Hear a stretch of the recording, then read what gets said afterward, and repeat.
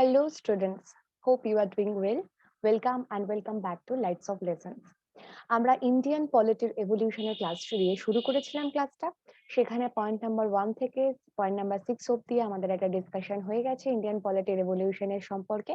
আজকে আমরা এই ক্লাসে পয়েন্ট নাম্বার 7 থেকে অনওয়ার্ডস দেখব ইন্ডিয়ান পলিটি যে এভলিউশনের স্টেপগুলো রয়েছে সেইগুলো, কোন কোন অ্যাক্টের থেকে ইন্ডিয়ান পলিটির কনসেপ্টটা উঠে এলো। আগের ভিডিওর মতনই এই ভিডিওটাও বাইলিঙ্গুয়াল হবে। তো যারা আগের ভিডিও দেখোনি তারা অবশ্যই আগের ভিডিওটা দেখে তারপরে পার্ট 2টা স্টার্ট করো। তো আজকে শুরু করা যাক part 2 of Indian politics evolution. আজকে আমরা শুরু করছি গভর্নমেন্ট অফ ইন্ডিয়া অ্যাক্ট 1858। এই গভর্নমেন্ট অফ ইন্ডিয়া অ্যাক্টের সময় ডিরেক্টলি এই শাসন ব্যবস্থাটা চলে আসলো ব্রিটিশদের হাতে। ব্রিটিশ তখন শাসন করত, ডিরেক্টলি ব্রিটিশ রুলের আন্ডারে চলে এলো ইন্ডিয়ার শাসন ব্যবস্থা। এই গভর্নমেন্ট অফ ইন্ডিয়াতে দুটো পোস্ট নির্বাচিত হলো, একটা হচ্ছে সেক্রেটারি অফ স্টেট, একটা হচ্ছে governor general. Secretary of state কি? সেক্রেটারি অফ স্টেট থাকবে ইন্ডিয়াতে যেভাবে শাসন ব্যবস্থা সব চলছে সেই শাসন ব্যবস্থার প্রত্যেকটা জবাবদিহি পার্লামেন্টের কাছে তাকে করতে হবে। তারপরে এর 15টা মেম্বারের একটা কমিটি তৈরি হলো, সেটা হলো ইন্ডিয়ান কাউন্সিল। সেই ইন্ডিয়ান কাউন্সিল হেল্প করবে হচ্ছে সেক্রেটারি অফ স্টেটকে। এভাবেই সেক্রেটারি অফ স্টেট চলতে লাগলো। সেকেন্ড পোস্ট কি হলো? Governor general. পুরো ইন্ডিয়া কতগুলো প্রভিন্সেসে ভাগ হয়ে গেছিল, সেই প্রত্যেক প্রভিন্সেসের হেড ছিল এক একটা করে গভর্নর, আর গভর্নরদের হেড হয়ে দাঁড়ালো গভর্নর জেনারেল।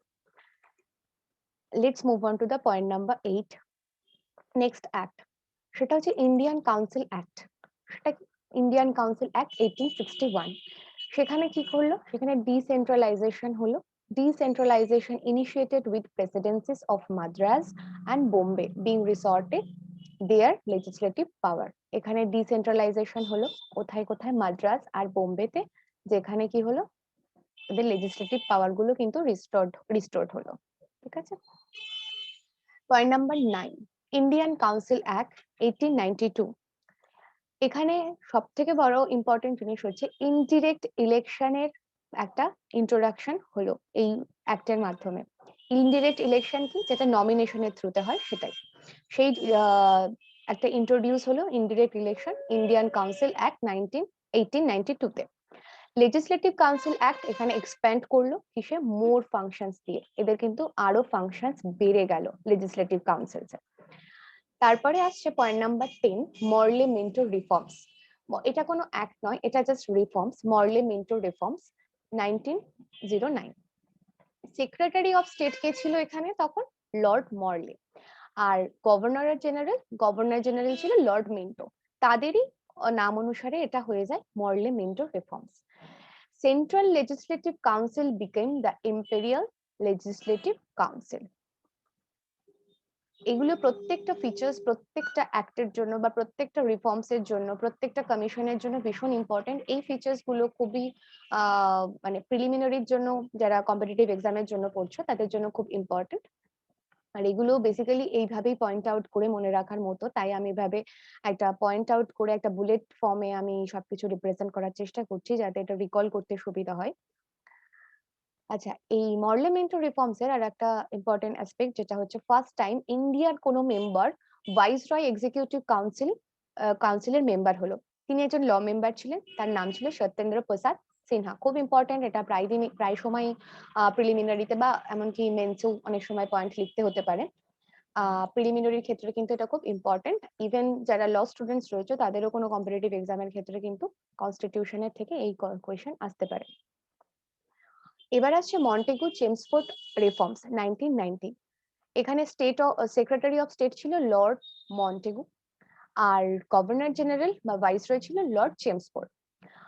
এখানে ডায়ারার্কি সিস্টেমটা ইন্ট্রোডিউস হলো। ডায়ারার্কি সিস্টেমে কি ছিল? ডায়ারার্কি সিস্টেমে ছিল সেন্ট্রাল আর প্রভিন্সিয়াল, এই দুটো ভাগে ভাগ হয়ে যায়।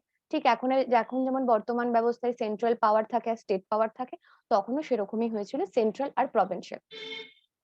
তারপরে এলো বাইক্যামেরাল সিস্টেম বা বাইক্যামেরাল লেজিসলেচার সিস্টেমটা তখন আবার ইন্ট্রোডিউস হলো।